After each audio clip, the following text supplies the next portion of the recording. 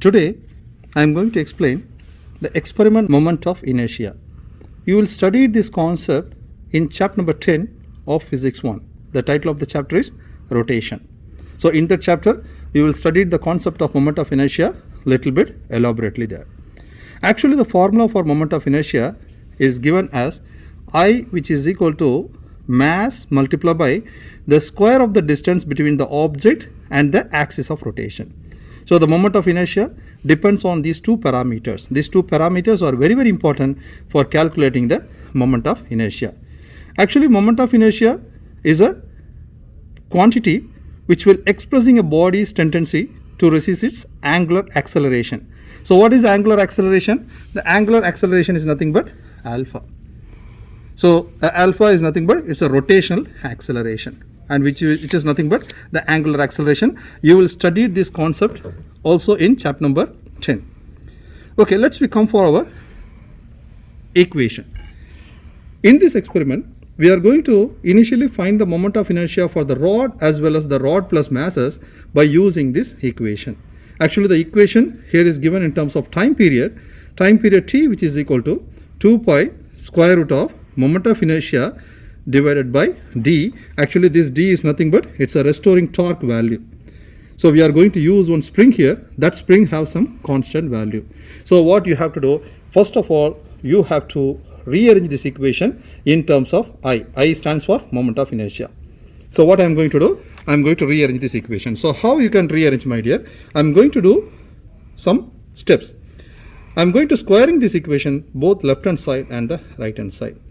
If you are squaring the left hand side, you will get t square. In the right hand side, if you square this 2 pi, this becomes 4 pi square. If you are squaring this term, the square root will gone. So finally you will get I divided by d. Now you have to rearrange this equation in terms of moment of inertia I. So therefore, the moment of inertia I, which is equal to t square, and this d will come to the left hand side of the numerator. So t square multiplied by d divided by this 4 pi square will come to the denominator part. So 4 pi square. By using this equation, with the help of this time period, we are going to calculate the moment of inertia, and after you use this equation for our final data analysis, we are going to use this main equation. Actually, the definition of the moment of inertia is purely dependent on this equation. So the most important thing, the distance between the mass and the axis of rotation. So let's just see the apparatus, my dear. You can see this diagram which is given in your paper. We have a stand, and in this stand we fix one restoring torque, that means the torsional axle, and also here there is one space, and we have to fix one rod, and this rod have some length, and also it have some axis of rotation here. So based on this axis of rotation, you are going to make some rotation here, and you are going to find the time period for the rotation. So when I am going to explain this concept in the video, by the time you will get a clear picture about the calculation of the time period. Clear? But for getting the value of moment of inertia for the rod, you have to use this equation.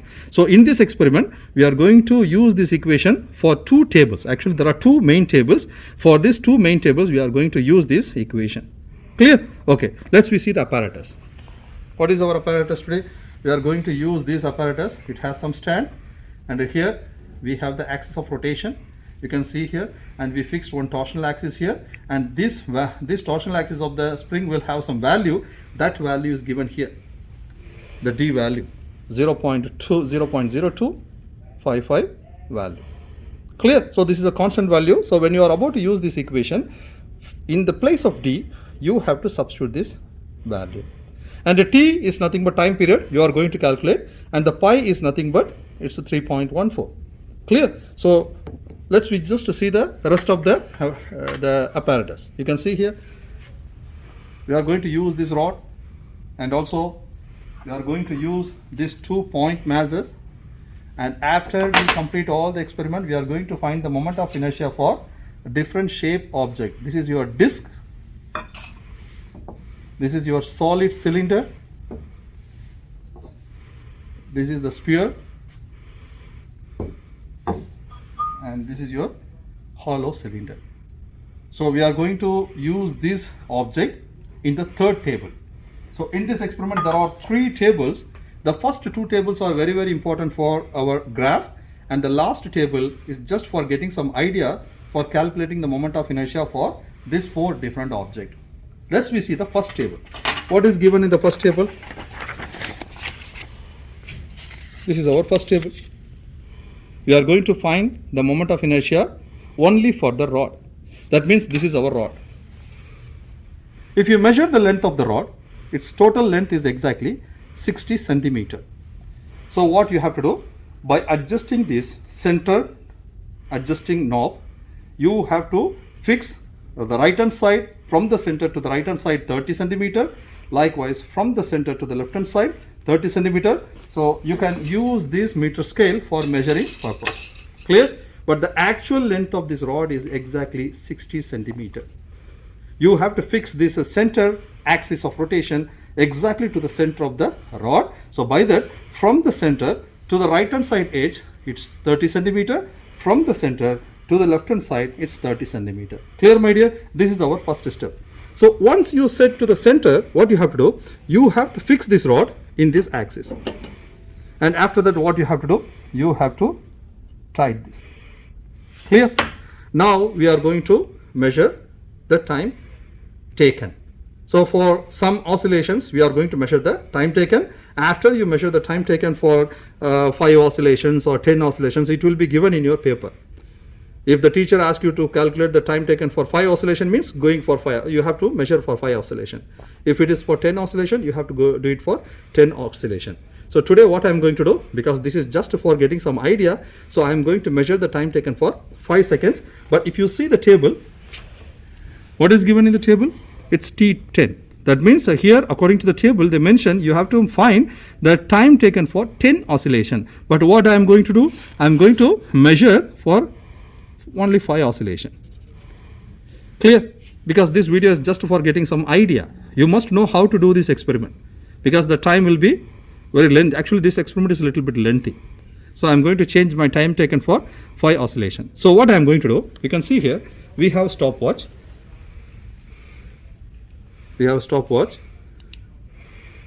I am going to use this stopwatch for measuring the time taken for 5 oscillation. So how to do that, my dear? You can just see, you have to hold this rod and you have to tilt it with small angle in the clockwise direction.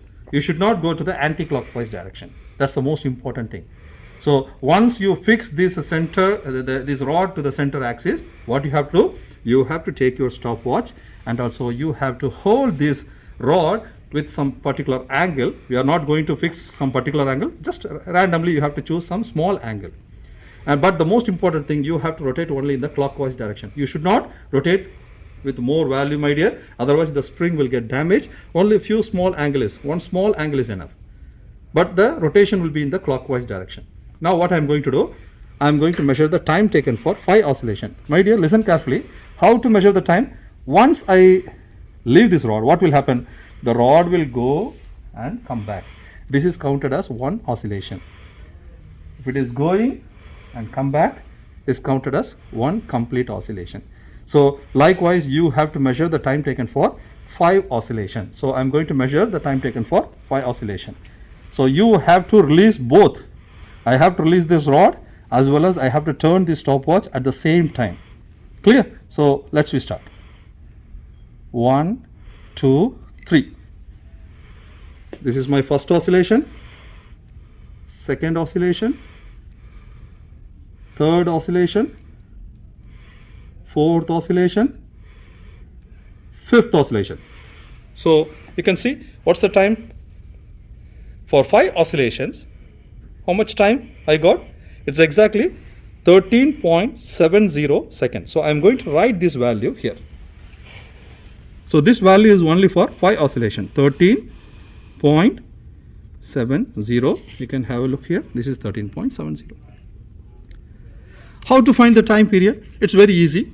Once you got the time taken for 5 oscillation, if you divide this number by 5, you will get the time period, because we measured this time only for 5 oscillation. So if you divide this number by 5, you will get the time period. So I'm going to use my calculator.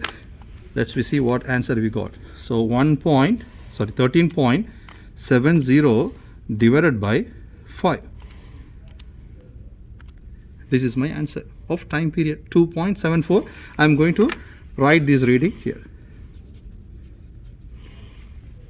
Clear? Once you find the answer for this time period, we are going to find the moment of inertia for the rod by using this equation.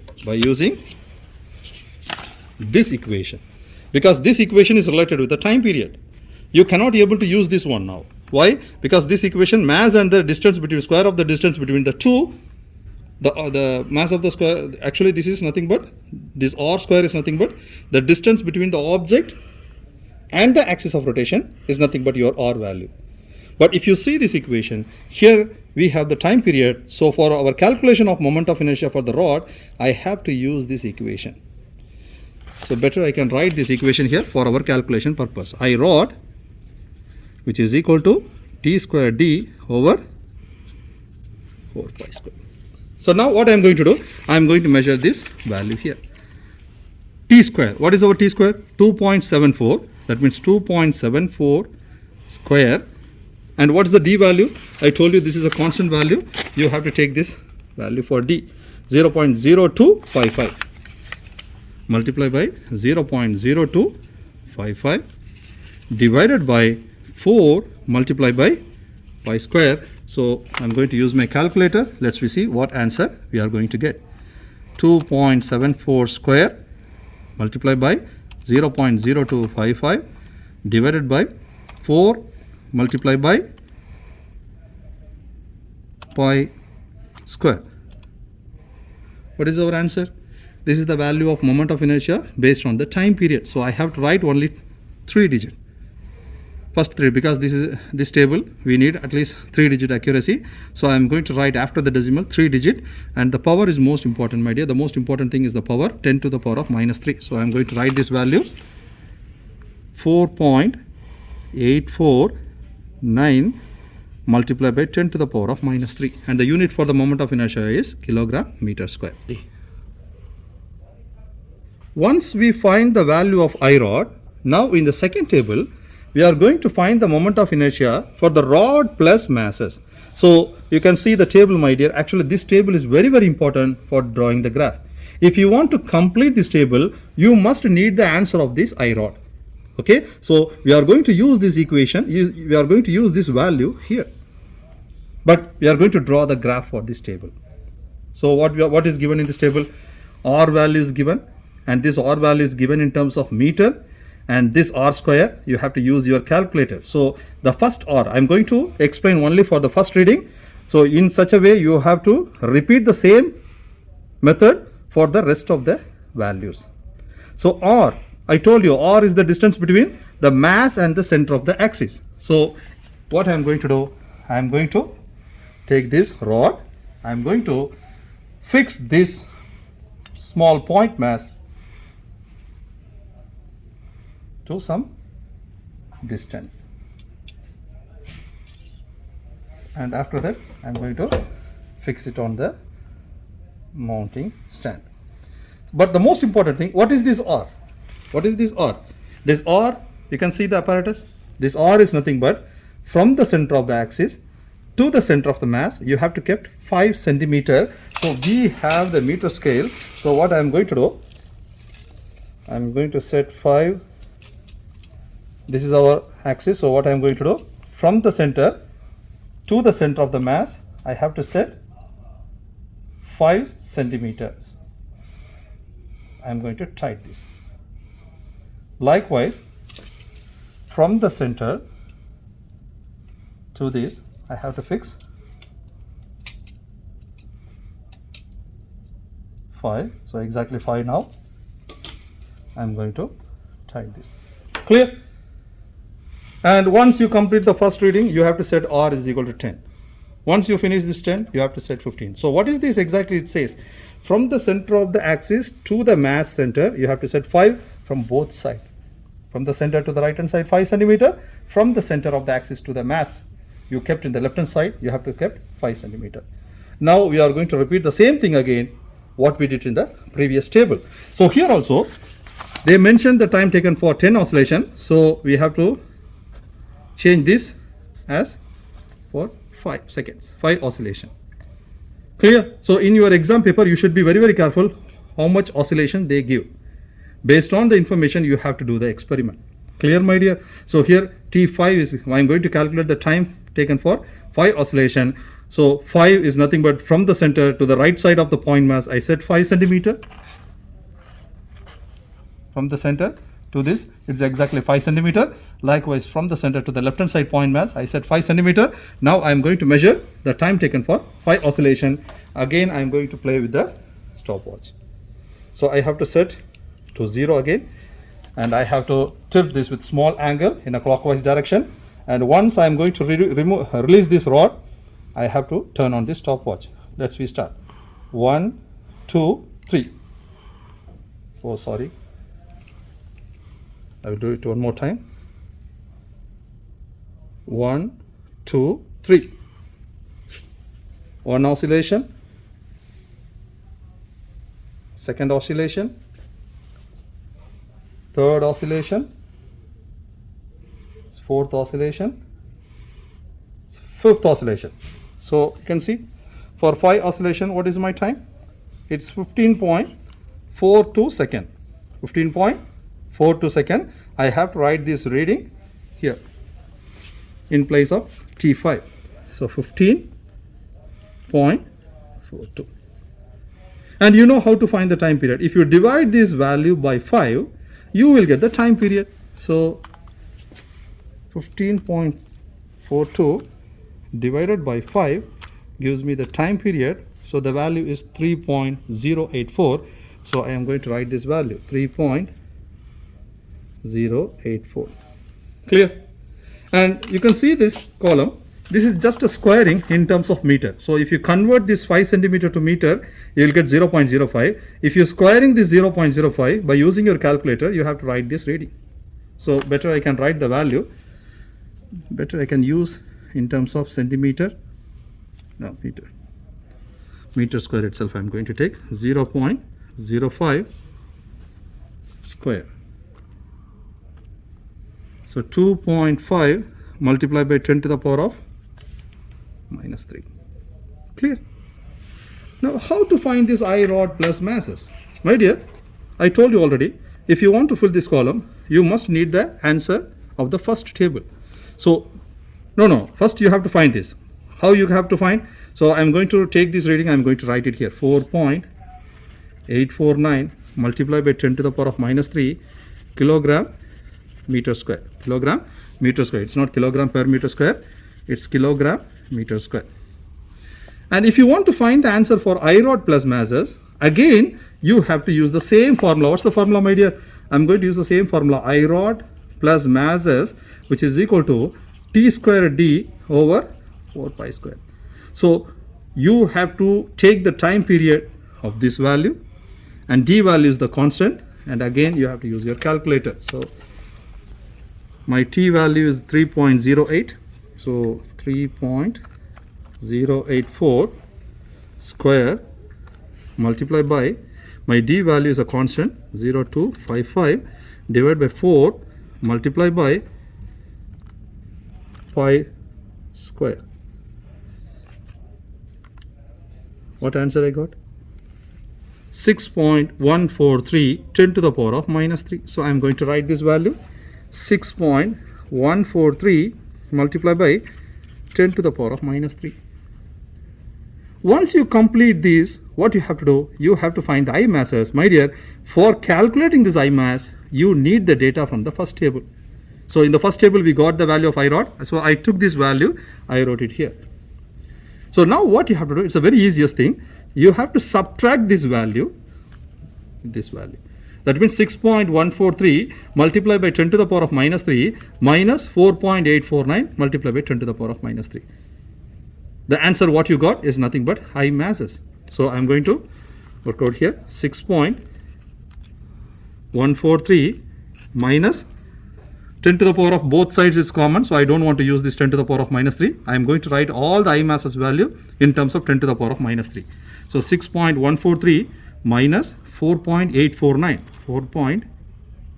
4.849, it's 1.294. I am going to write only 2 digit because this column is for the graph, so I am going to take only 2 digit, 1.29, and the most important thing, power, don't forget. Clear? In such a way, what you have to do?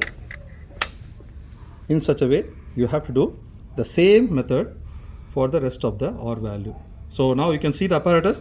Here we fix the R value as 5. We calculate the time period for 5 oscillation. Likewise, in the second reading, you have to fix the R value as 10 by using your ruler. You can see I change the distance R by using your meter scale. You have to fix this distance as 10. This distance is 10, and then you have to tilt to small angle. You have to take the time taken for 5 oscillation like what we did in the first reading. Clear? So in such a way, what you have to do, you have to complete the entire table. So once you complete the table, we are going to draw the graph. Clear? So for what you are going to draw the graph, let's we just see the information which is given in your paper. They give I masses versus R square. So we have to take I masses value in the y-axis, R square value in the x-axis. So I'm going to take my I masses value, and the unit for I masses is kilogram meter square, and R square unit is meter square. Now you know how to fix the point. Connect the points with a straight line by using your ruler. Clear? And choose any 2 points on the line. And this is your x1 value, this is your x2 value, this is your y1 value, this is your y2 value. Now you know the slope which is equal to y2 minus y1 over x2 minus x1, which is exactly equal to, in your y-axis we took I masses, and in x-axis we took R square. That means after you got the answer, this answer, and the unit for the answer is exactly kilogram meter square divided by meter square. So the unit what you are going to get is only kilogram. Clear? And this answer is exactly equal to this value. So once you got the slope, in the first, when I started this experiment, I told you the equation I, which is equal to m R square. My dear, this is for only one mass. This is for only one mass. But here how many masses we choose? We took 2 masses. That means I is equal to mr square plus I is equal to mr square. That means mr square plus mr square gives you 2 mr square. And here this I is nothing but this is I mass. Now we are going to find the mass of this point mass. What is our objective? We are going to find the mass. What should be this mass? We are going to find. So if you want to find this mass, what you have to do? You have to use this equation. So rearrange this equation in terms of mass. Therefore, mass which is equal to I mass over R square multiplied by 2. Clear? And if you see here, this I mass over R square is nothing but our slope. So how you can write? You can write the equation I m, which is equal to 1 over 2 multiplied by slope. Take the slope value, substitute here, you will get the answer of the mass of the point mass, and the unit should be in kilogram. Clear? So my dear, if you just see the conclusion, here we have 2 conclusions. The first conclusion, you have to write the mass. What answer you got from the data analysis? That is nothing but your mass. You have to take this value, you have to write it here. And for the second conclusion, you have to fill this table. So it's very easy because we did for rod and rod plus masses. So here we have 4 different objects. So if you see the table, we have sphere, hollow cylinder, solid cylinder, disc. You have to use the same formula. What is the formula? I, which is equal to t square d over 4 pi square. We are going to use the formula again in the third table. The only thing you can see here, I am going to remove this. I am going to fix my sphere first. And I am going to tighten this. I'm going to tilt it with small angle. I'm going to release this. When I was about to release this, I have to turn on my stopwatch. Again, we are going to measure the time taken for 5 oscillations for this sphere. This is 1 oscillation, this is 2 oscillation, 3 oscillation, 4 oscillation, 5 oscillation. So you have to stop your stopwatch, and what value you got from the stopwatch, you have to write that value here. And again, you have to find the time period. How you have to find the time period? Dividing this value by 5 gives you the time period, and you can find the moment of inertia for the sphere by using this formula. So you have to take your time period value, substitute the value here. D value is 0.0255 divided by 4 pi square gives you the answer for moment of inertia for the sphere. So in such a way, what you have to do, you have to repeat the experiment for the rest of the different object. Every time you have to calculate the time taken for 5 oscillation. Clear? So my dear, whatever the answer you are going to get from this column, you have to take the answer, you have to write one by one. Moment of inertia for the sphere, moment of inertia for the hollow cylinder, moment of inertia for the solid cylinder, moment of inertia for the disc.